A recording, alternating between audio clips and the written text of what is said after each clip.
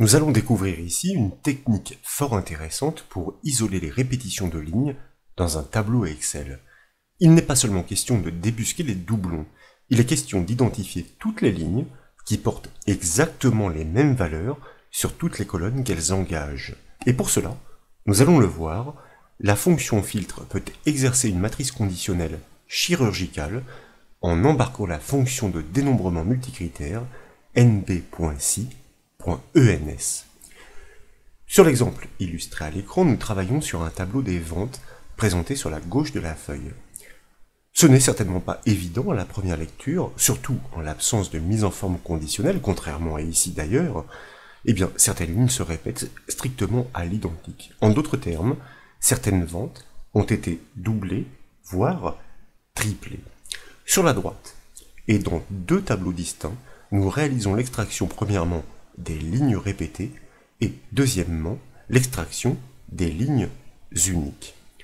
Pour démontrer cette précieuse technique d'extraction, nous suggérons d'appuyer les travaux sur un classeur Excel offrant ce tableau des ventes avec des répétitions.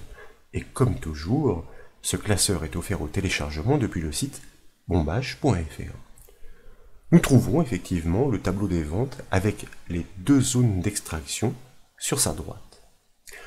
Pour identifier et extraire toutes les lignes strictement identiques, nous avons naturellement besoin de filtrer le tableau. C'est la raison pour laquelle nous allons initialiser la syntaxe de la formule avec la fonction Excel filtre dans un premier temps. Pour cela, je vous propose de cliquer sur la première cellule de la zone d'extraction, de taper le symbole égal pour initier la syntaxe de la formule, puis nous allons inscrire le nom de la fonction pour filtrer, c'est-à-dire filtre, suivi d'une parenthèse ouvrante. Et dès lors, comme nous l'avons dit, nous souhaitons agir sur l'intégralité du tableau. Donc, nous allons désigner la plage qui s'étend de la cellule B4 à la cellule E29. Maintenant que le tableau est désigné, nous devons spécifier quels sont les critères multiples à vérifier. Comme la fonction filtre raisonne de façon matricielle, nous allons pouvoir comparer toutes les lignes.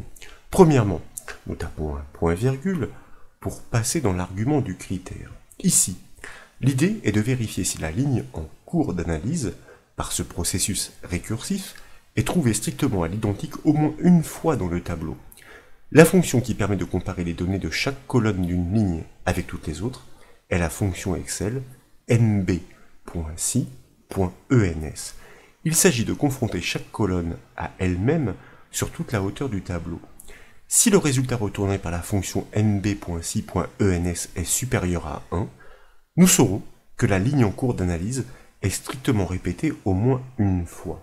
Donc, la fonction filtre qui englobe ce dénombrement conditionnel pourra l'extraire. C'est la raison pour laquelle je vous propose d'inscrire cette fonction de dénombrement multicritère par son nom, nb.si.ens, suivi d'une parenthèse ouvrante. Et là, nous allons donc désigner la première colonne en sélectionnant la plage qui va de la cellule B4 à B29 cette fois. Puis, nous tapons un point-virgule pour passer dans l'argument du critère à y vérifier. Et de nouveau, nous allons sélectionner les mêmes données, donc de la même première colonne, la plage de cellules qui va de B4 à B29. De cette manière, dans ce raisonnement matriciel, ce sont toutes les cellules de la première colonne que nous confrontons avec celle qui est en cours d'analyse. Si une équivalence est trouvée, et que dans le même temps, les symétries se répètent sur les autres colonnes, nous dénicherons les lignes strictement identiques. Pour cela, nous devons réitérer ce principe sur les rangées suivantes en multipliant les plages et leurs critères dans cette fonction nb.si.ns. C'est la raison pour laquelle nous tapons de nouveau un point-virgule pour passer dans l'argument de la deuxième plage à analyser, ce que nous faisons en sélectionnant les cellules qui s'étendent de la case C4 à la case C29. Nous tapons un nouveau point-virgule pour passer dans l'argument du critère récursif à y honorer, pour pouvoir désigner et confronter ces mêmes cellules C4 à C29.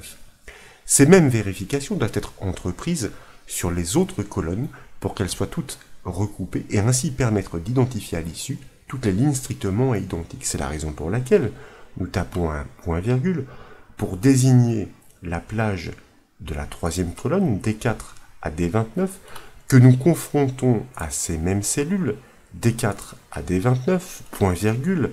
Nous désignons alors la plage de la dernière colonne qui va de E4 à E29 que nous confrontons à elle-même, c'est-à-dire de E4 à E29.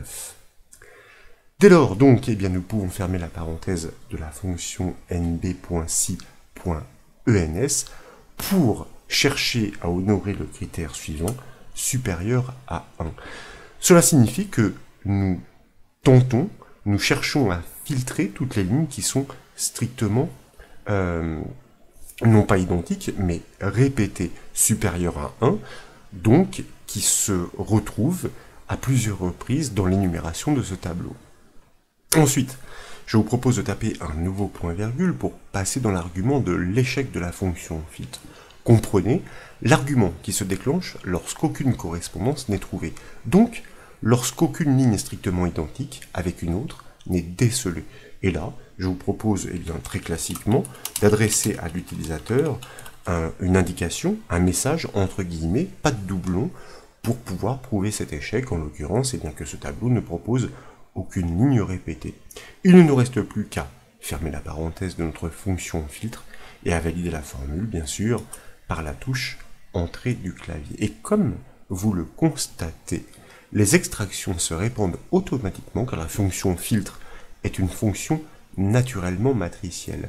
Les résultats recoupent parfaitement ceux de la mise en forme conditionnelle prédéfinie qui repèrent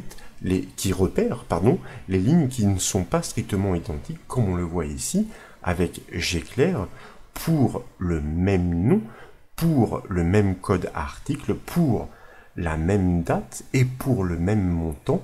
Ce sont bien les extractions que nous retrouvons ici. Il en va de même avec Camembert sur ces deux lignes en l'occurrence, qui proposent exactement les mêmes informations sur les 4 colonnes, comme vous pouvez le voir.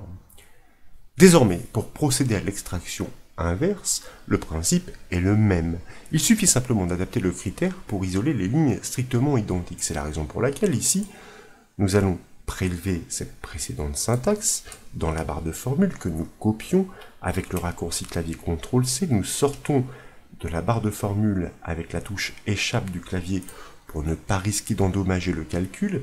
Et puis, nous nous plaçons sur la deuxième zone d'extraction à partir de la première cellule, en G14, dans la barre de formule, nous pouvons coller cette syntaxe. Il ne reste plus qu'à adapter le critère. Il ne s'agit plus d'un critère d'inégalité, mais d'un critère d'égalité, égal à 1. En d'autres termes, comprenez eh bien, que cette ligne, en cours d'analyse dans ce traitement récursif matriciel, n'a été trouvée qu'une seule fois, c'est-à-dire qu'elle ne correspond qu'à elle-même, elle n'est jamais répétée, donc qu'elle est unique. Nous validons cette formule par la touche entrée du clavier pour constater effectivement que toutes les lignes uniques, donc jamais répétées, sont parfaitement extraites. On atteste ce recoupement avec les couleurs de la mise en forme conditionnelle prédéfinie. Donc, grâce à cette fonction filtre, engageant la fonction nb.si.ens dans l'argument de son critère, pour pouvoir extraire, d'une part, toutes les lignes qui proposent des répétitions strictement identiques sur toutes les colonnes, et des lignes qui sont strictement uniques, c'est-à-dire pour lesquelles nous observons au moins une différence dans l'une des colonnes. Voilà donc pour cette nouvelle astuce Excel, exploitant la fonction filtre et embarquant la fonction nb.si.ens. J'espère que cette astuce vous a plu. Si c'est le cas, comme toujours, je compte sur vous pour mettre un petit j'aime à la vidéo. Et comme vous le savez, vous pouvez retrouver toutes les astuces et formations sur le site bombache.fr. Je vous remercie.